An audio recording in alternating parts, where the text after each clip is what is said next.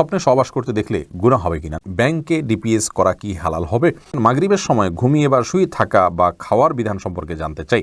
যে ঘরে সূরা বাকারা পড়া হয় সে ঘরে জিন শয়তান প্রবেশ করতে পারে না, এটা কি সঠিক? যদি সঠিক হয় তবে সূরা বাকারা কতটুকু পড়তে হবে? নামাজে তেলাওয়াতে ভুল হলে কি সেজদা দিতে হবে?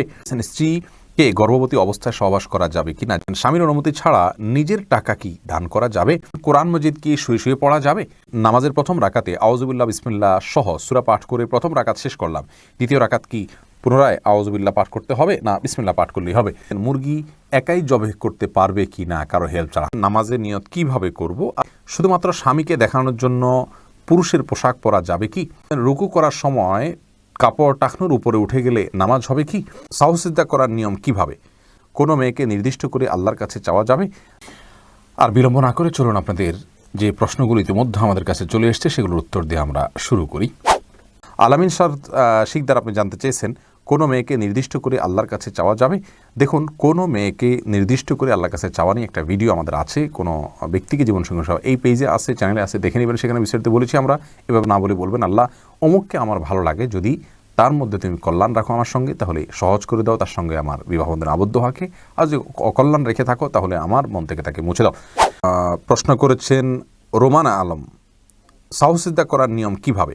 দেখুন, সাহসিদ্দার দুটি নিয়ম রয়েছে।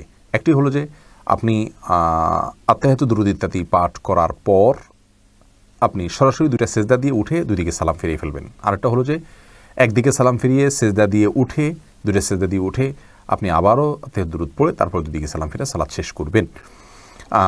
এই দুইটা পদ্ধতির অনেক উলামা ইকরামের মধ্যে দুই ধরনের ভুলে দুই ধরনের পদ্ধতি অ্যাপ্লাই হবে, আর অনেকের মধ্যে সব ধরনের পদ্ধতিতে যে কোনো একটি পদ্ধতি অ্যাপ্লাই হবে ইনশাল্লাহ। এরপরে রোজি আহমেদ জানতেছেন রুকু করার সময় কাপড় টাকনুর উপরে উঠে গেলে নামাজ হবে কি? দেখুন, রুকু করার সময় যদি টাকনুর উপরে কাপড় উঠে যায় তাহলে সেক্ষেত্রে আপনার মেয়ে মানুষ হিসাবে সামান্য এক ঝলকের জন্য উঠলো, 1 সেকেন্ড 2 সেকেন্ডের জন্য উঠলো, তাতে গুনাহ হবে না ইনশাআল্লাহ বিইذনিল্লাহ। তামান্না আখতার আপনি জানতে চাইছেন ইউটিউব চ্যানেলে শুধুমাত্র স্বামীকে দেখানোর জন্য পুরুষের পোশাক পরা যাবে কি? হতে পারে, কখনো যদি স্বামী দেখতে চায় তাহলে সেক্ষেত্রে সাময়িক সময়ের জন্য শুধু স্বামীকে দেখানোর জন্য আপনি এটা পড়তে পারেন। কিন্তু কোনো স্বামী যদি এটা তার রুচিতে এমনটি চায় তাহলে সেটি সন্দেহাতীতভাবে তার রুচির বৈকল্যের প্রমাণ, অসুস্থতার প্রমাণ। কিন্তু দুঃখিত, সামান্য সময়ের জন্য স্বামীকে আপনি সন্তুষ্ট করার জন্য এটি করতে পারেন। এরপরে এমডি সালমান ইসলাম জানতে চেয়েছেন নামাজের নিয়ত কিভাবে করব? আপনি কোন নামাজ পড়ছেন আপনার মাথায় যদি সেটি থাকে তাহলে আপনার নিয়ত আছে, বাস। নিয়ত মানে ইচ্ছা। মুখে আপনাকে নাওয়াইতুয়ান পড়তে হবে না, কারণ মুখে নাওয়াইতুয়ান পড়া এটা মূলত নিয়ত নয়, এটা নিয়তের কথাটিকে মুখে প্রকাশ করা। ইসলাম আমাদেরকে সেটি বাধ্য করেনি। এরপরে এমডি রায়হান সিদ্দিকী আপনি জানতে চেয়েছেন মাগরিবের সময় ঘুমিয়ে বা শুয়ে থাকা বা খাওয়ার বিধান সম্পর্কে জানতে চাই। দেখুন ভাই রায়হান, মাগরিবের পরে এশার আগে শোয়ার ব্যাপারে হাদিসে নিষেধাজ্ঞা রয়েছে। নবী সাল্লাল্লাহু আলাইহি ওয়াসাল্লাম অপছন্দ করতেন এই সময় শোয়াটাকে, যার কারণে মাগরিবের পরে শোয়া উচিত নয়।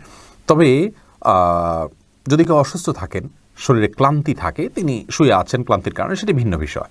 কিন্তু সাধারণ অবস্থাতে এই সময় ঘুমানো নিষেধ, কারণ এই সময় ঘুমাইলে আপনার এশার সালাত তরক হয়ে যেতে পারে। তাছাড়া সকাল এবং সন্ধ্যার সময়গুলো আল্লাহকে স্মরণ করার সময়, জিকিরের সময় যেন এই সময় ঘুমিয়ে কাটাবেন না। শুধু সামান্য একটু শুয়ে থাকা এটা ভিন্ন বিষয়, এটা ইনশাআল্লাহ নিষেধাজ্ঞার আওতায় পড়বে না। এরপরে জান্নাত আরা জুলি আপনি জানতে চাইছেন মুরগি একাই জবাই করতে পারবে কি না কারো হেল্প ছাড়া? হ্যাঁ, করতে পারবে, কোনো অসুবিধা নেই। মুরগিতে একজন ধরতে হবে এমন কোনো বাধ্যবাধকতা নেই। আপনি মুরগি যেভাবে খুশি সেভাবে জবাই করবেন, জবাই করাটাই হলো মুখ্য। বিসমিল্লাহ বলে জবাই করতে পারলে আপনি নিজে একাও করতে পারেন, কোনো অসুবিধা নেই। এরপরে ফারিয়া ইসলাম জানতে চেয়েছেন কোরআন মজিদ কি শুয়ে শুয়ে পড়া যাবে? হ্যাঁ বোন ফারিয়া, কোরআন মজিদ শুয়ে শুয়ে পড়া যাবে। কোরআন মজিদ শুয়ে পড়া যাবে না এমন কোনো কথা কোরআন হাদিসের কোথাও বলা হয়নি, বরং সাধারণ অবস্থায় কোরআন মজিদ পড়া যাবে। তবে কোরআন মজিদের প্রতি কোরআন মজিদকে বুকের মধ্যে ধরে অসম্মানজনকভাবে শুয়ে শুয়ে পড়া উচিত না। আপনি মুখস্থ থেকে পড়তে পারেন, আর সাধারণ অবস্থায় বসে বসে সুস্থ অবস্থায় আপনার কোরআন মজিদ পড়ার চেষ্টা করা উচিত। সাইফুল ইসলাম জানতে চেয়েছেন নামাজের প্রথম রাকাতে আউযুবিল্লাহ বিসমিল্লাহ সহ সূরা পাঠ করে প্রথম রাকাত শেষ করলাম, দ্বিতীয় রাকাত কি পুনরায় আউযুবিল্লাহ পাঠ করতে হবে না বিসমিল্লাহ পাঠ করলেই হবে? দেখুন, সূরা ফাতিহা যেহেতু আপনি নতুন করে শুরু করছেন, এই জন্য আপনি আউযুবিল্লাহ পাঠ করবেন এবং এরপরে বিসমিল্লাহ পাঠ করবেন। কারণ ফাইদা ক্রাআতাল কোরআন ফাস্তাইয বিল্লাহি মিনাশ শাইতানির রাজিম, আল্লাহ তাআলা বলেছেন কোরআন যখন পাঠ করবে তখন তুমি আল্লাহ তাআলার কাছে আশ্রয় চাইবে শয়তান থেকে। এই জন্য প্রথম রাকাতে আপনি সূরা ফাতিহা পাঠ করেছেন, এরপরে আপনি রুকু করেছেন, সিজদা করেছেন, তাসবিহ পাঠ করেছেন, অনেকগুলো কাজ করেছেন, আবার নতুন করে আপনি তেলাওয়াত শুরু করছেন, যার কারণে আপনি এখানে আউযুল সূরা 2টা পাঠ করবেন। এরপরে সজল শেখ আইডি থেকে আপনি জানতে চাচ্ছেন ব্যাংকে ডিপিএস করা কি হালাল হবে? সুদী ব্যাংকগুলোতে ডিপিএস করা হারাম হবে, যেহেতু সেখানে আপনাকে সুদ দেওয়া হবে, সুদ ভিত্তিক লেনদেনের চুক্তি আপনার সাথে হয়ে যাবে সেজন্য। আর ইসলামী ব্যাংকগুলো যদি হয় তাহলে সেক্ষেত্রে বেশ কিছুটা ছাড় রয়েছে এবং সেটি কিছুটা কোনো কোনো ক্ষেত্রে এটি সন্দেহের মধ্যে পড়বে, শুবহাতের মধ্যে পড়বে, বাকি মৌলিকভাবে অন্য কোনো উপায় যদি কারো না থাকে এটি নাজায়েজ বা হারাম সরাসরি হবে না, তবে অ্যাভয়েড করতে পারলে সেটাও ভালো, যেহেতু সংশয় বা সন্দেহ সেখানেও রয়েছে। শাহাদাত হোসেন সবুজ আপনি জানতে চেয়েছেন স্ত্রীকে গর্ভবতী অবস্থায় সহবাস করা যাবে কি না? জি, স্ত্রী গর্ভবতী থাকলে সে অবস্থায় সহবাস করাতে কোনো নিষেধাজ্ঞা নেই। হাফিজা খাতুন রূপা আপনি জানতে চেয়েছেন স্বামীর অনুমতি ছাড়া নিজের টাকা কি দান করা যাবে? হ্যাঁ, অবশ্যই বোন হাফিজা, আপনি আপনার স্বামীর অনুমতি ছাড়া আপনার নিজস্ব টাকা, নিজস্ব সম্পদ অবশ্যই দান করতে পারেন, কারণ আপনার সম্পদ সম্পূর্ণ আপনার ইখতিয়ারে। এটি ব্যবহারের ক্ষেত্রে স্বামী বা বাবা বা কোনো অন্য কারোর অনুমোদন নেওয়ার কোনো প্রয়োজন নেই, এটি সম্পূর্ণ আপনার ইখতিয়ারাধীন বিষয়, যদি সেটি আপনার মালিকানাধীন হয়। তবে সাংসারিক জীবনে সুখ শান্তির জন্য আপনার স্বামীর সাথে পরামর্শ করে নেওয়া ভালো, যদি স্বামী আপনার বিচক্ষণ হন, সুপরামর্শক হন, আপনার হিতাকাঙ্ক্ষী হন, তাহলে সেক্ষেত্রে তার সাথে পরামর্শ করে কাজ করা অবশ্যই কল্যাণের হবে। এরপরে আব্দুল্লাহ মাহমুদ জানতে চেয়েছেন ইউটিউব চ্যানেলে নামাজে তেলাওয়াতে ভুল হলে কি সেজদা দিতে হবে? দেখুন, নামাতে যদি তেলাওয়াতে ভুল হয় তাহলে সেজদা দেওয়ার ব্যাপার নাই। আপনার ভুলটা হয় অর্থ বিকৃত হওয়ার পর্যায়ের ভুল হবে না, তাহলে তো কোনো অসুবিধাই নেই। আর যদি অর্থ বিকৃত হওয়ার মতো ভুল হয় সেক্ষেত্রে আপনি 3 আয়াত বা যতটুকু না পড়লে নয় এতটুকু পড়ে ফেলেছেন, তারপরে যদি ভুল হয় তাহলে ইনশাআল্লাহ সেখানে আপনার সালাত হয়ে যাবে। কোনো কোনো ক্ষেত্রে অর্থ বিকৃত হওয়ার মতো ভুল যদি হয় তাহলে সেক্ষেত্রে আপনার সালাত হবেই না, সিজদা সাহুতে এটি কুলাবে না।